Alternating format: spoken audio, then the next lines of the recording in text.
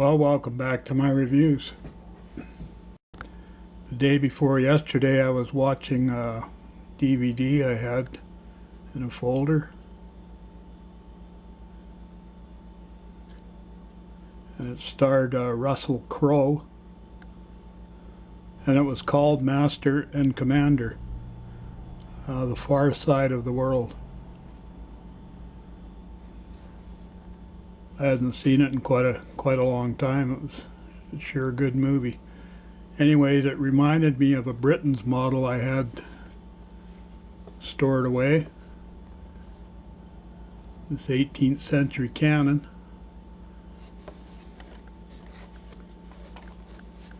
So I thought I'd do a little review on it.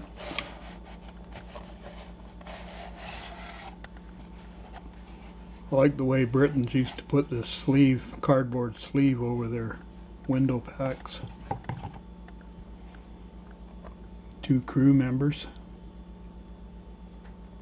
This particular gun here would fire probably a 30 to 32 pound shot.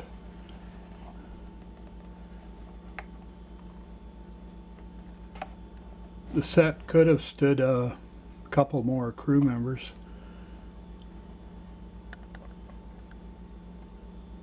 As these guns, including the powder monkeys that were young boys 10 to 14 years old, bringing powder from below decks, there could have been a 14-man crew on these guns.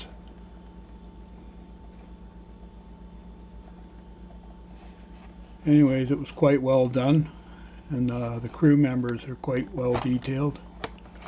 Just open this box up.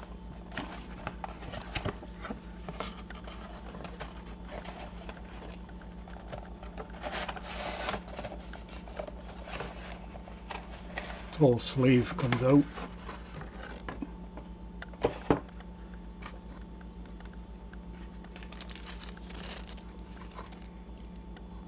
Bag of cannonballs there.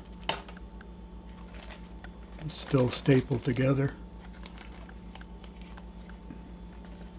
There's actually a spring inside the gun where you load this, you load these balls into the gun.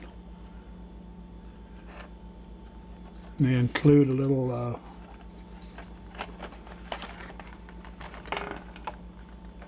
firing pin here.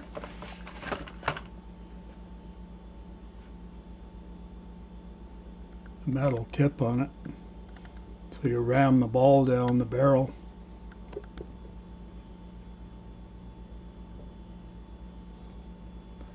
I've never done it. It says listen for a click and the gun's loaded. Then you insert the firing pin into the hole here and push down, and it fires the ball out.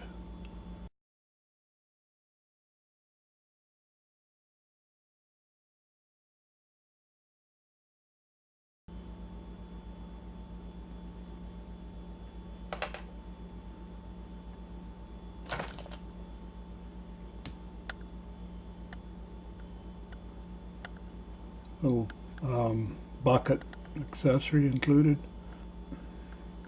because I used to have to wet the barrels down inside after firing, so the embers didn't catch the other charge on fire before they were ready to fire the gun.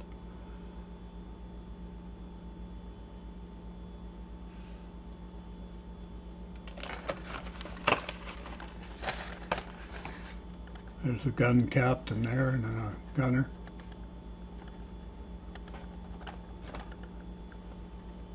This guy here, he holds this wedge kind of thing. In one of the catalogs I've got for 1969, when this gun came out, it shows him holding it under one of the wheels.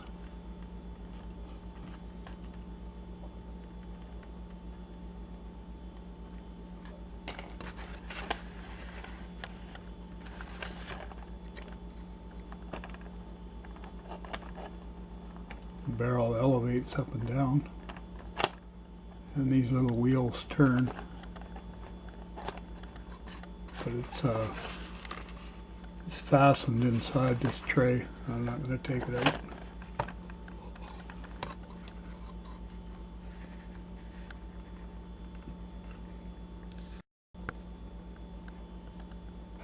Here's the back side of the box.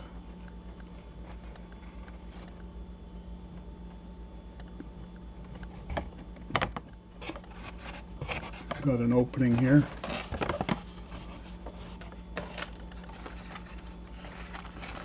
And that lines up with this opening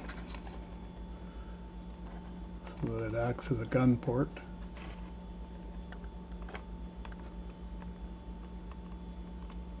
It's quite an interesting history on the guns on naval ships.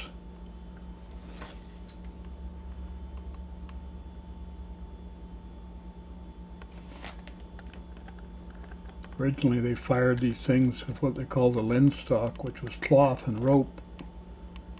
And they lit it on fire. They put it right into the powder hole here to fire the gun.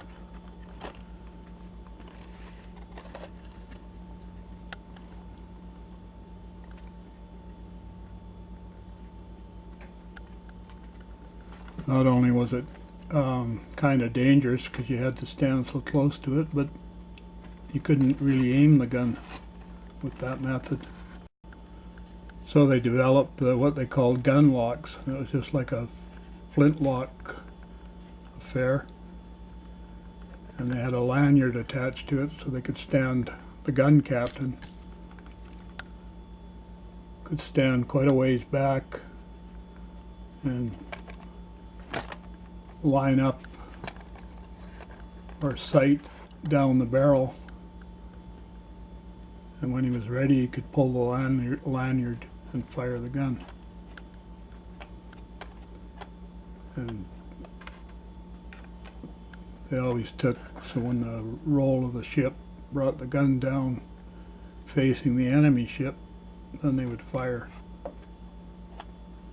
So probably quite an art to that.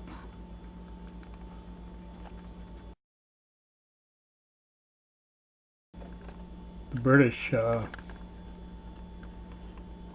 went all out with the gun locks, but the French were kind of slow with it because it was hard to retrofit them to the older guns.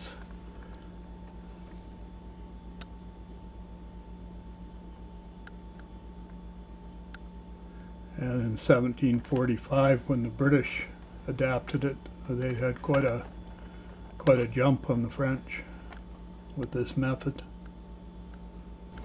And this was one of the reasons in 1805 at the Battle of Trafalgar, the British had an advantage.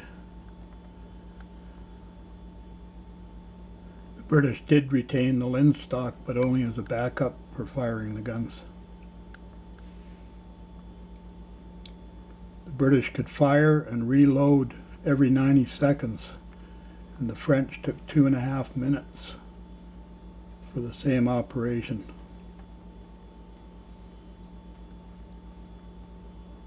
And a 32-pound shell, which this gun probably would have fired, could travel 1.5 miles, 1 to 1.5 miles. And at 500 yards, it could smash through 5-foot thick timbers. So, pretty impressive for the day.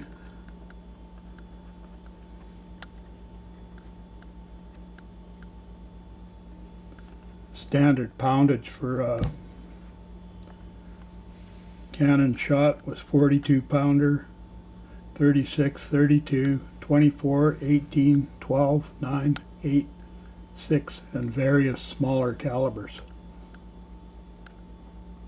And the French was 36, 24, 18, 12, 8, and various small calibers.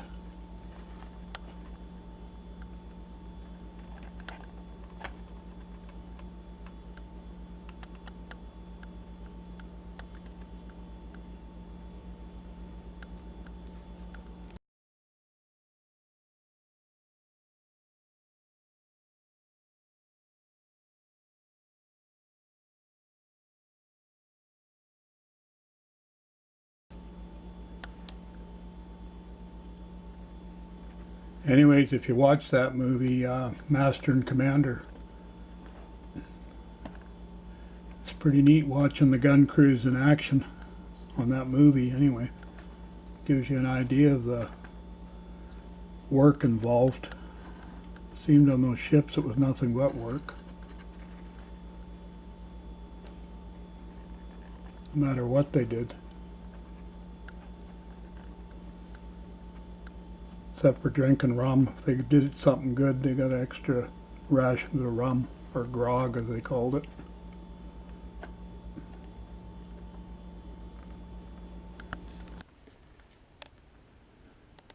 Anyways, that's number 9736 in the Britains series.